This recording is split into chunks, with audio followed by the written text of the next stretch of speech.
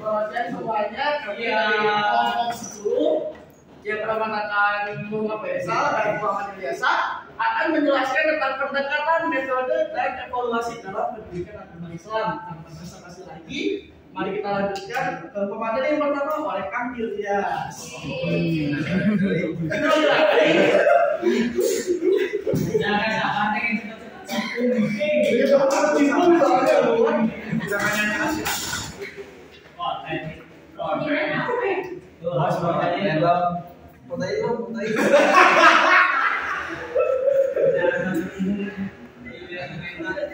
Baiklah, bismillahirrahmanirrahim. Assalamualaikum warahmatullahi wabarakatuh. Waalaikumsalam.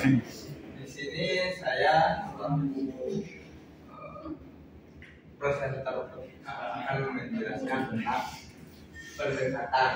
Saya rasa teman-teman di sini juga sudah sedikitnya paham ya tentang pendekatan, metode dan evaluasi.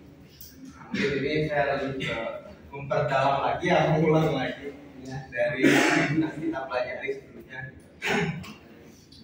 Sebetulnya pendekatan dalam pendidikan agama Islam itu hampir sama lah dengan pendidikan pada umumnya gitu. Hanya saja goalsnya yang berbeda gitu. Tujuan dari pendekatan pendidikan agama Islam maksudnya goalsnya yang berbeda gitu ya.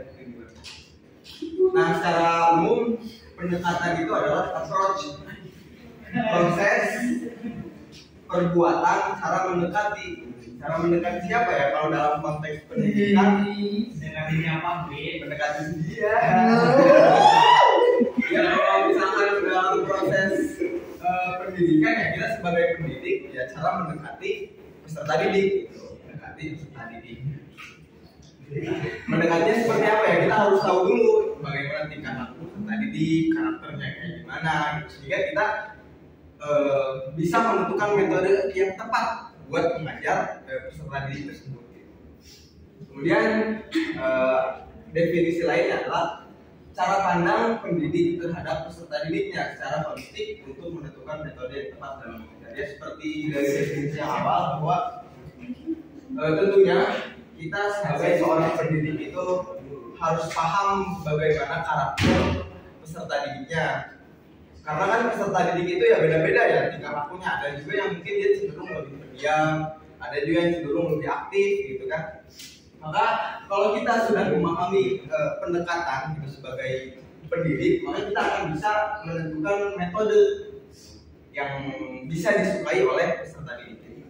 Nah, kalau dalam Islam, pendekatan pendidikan Islam yaitu suatu proses atau perbuatan dan cara mendekati subjek matter. Nah, subjek matter di sini siapa? Peserta didik yang dilakukan oleh seorang pendidik untuk mengetahui secara holistik kondisi peserta didiknya guna menentukan metode pembelajaran yang tepat agar tercapai tujuan pendidikan Islamnya. Seperti tadi, pendekatan pendidikan Islam dengan umum itu ya yang membedakan itu adalah goalsnya, tujuannya.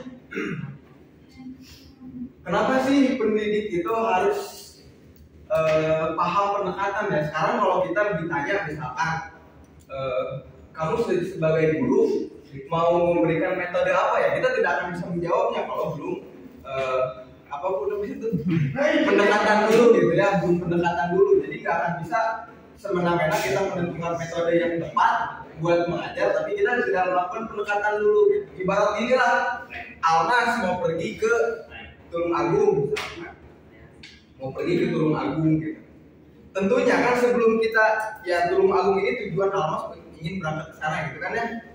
Nah, sebelum Almas berangkat kan ada yang harus dipersiapkan dulu gitu, pendekatan dulu kan, cari informasinya gitu kan, baca dulu Google Map apa yang harus dipersiapkan gitu kan. Nah, ini yang disebut dengan pendekatan gitu. Kemudian setelah kita tahu informasinya kayak gimana, kesananya kayak gimana, baru kita cari kesana ada nggak sih jalan terdekat gitu, ada nggak jalan pintasnya. Nah, ini disebut dengan metode gitu. Kalau ibarat kita analogikan gitu ya. Kemudian masih simpel aja gitu ya, udah paham juga lah ya. Cuma ada apa gitu. Dari ke belakang. Iya benar.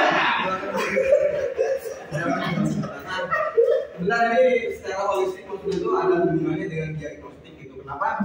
Di SMP SMA kan suka ada kriteria kelas gitu, ada kelas B, kelas C, itu tuh memang telah dilakukan pendekatan gitu lah. Jadi pendekatan itu dilakukan oleh seorang pendidik dengan secara diam-diam.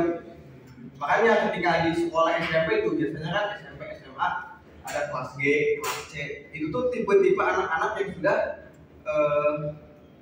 sudah dipisah-pisah gitu. Anak-anak G itu anak-anak yang cenderung lebih aktif gitu kan. Anak-anak itu cenderung dia orangnya kurang public speakingnya kurang, kepercayaan dirinya kurang. Kan itu kalau kita udah paham itu ya mungkin kita bisa memberikan metode bahwa anak itu mungkin lebih bisa dikasih metode diskusi dan lain sebagainya. Next boleh hijau gitu. Nah, seperti pada umumnya, jadi pendekatan itu ada macam-macam dan jenis-jenisnya. Pertama, pendekatan psikologis. Jadi seorang pendidik juga harus paham bagaimana pendekatan psikologis. Kalau psikologis kan bagaimana tingkah laku anak.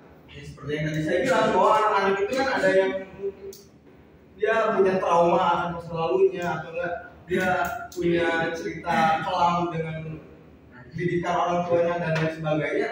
Maka metode apa yang mungkin akan kita berikan ke anak yang cenderung punya kasus tersebut gitu kan? Ya psikisnya mungkin terganggu atau punya trauma gitu kan, bisa konseling atau dan lain sebagainya. Kemudian sosiokultural. Nah, kalau sosiokultural seperti dalam judulnya ya kita harus bisa melihat bagaimana peserta didik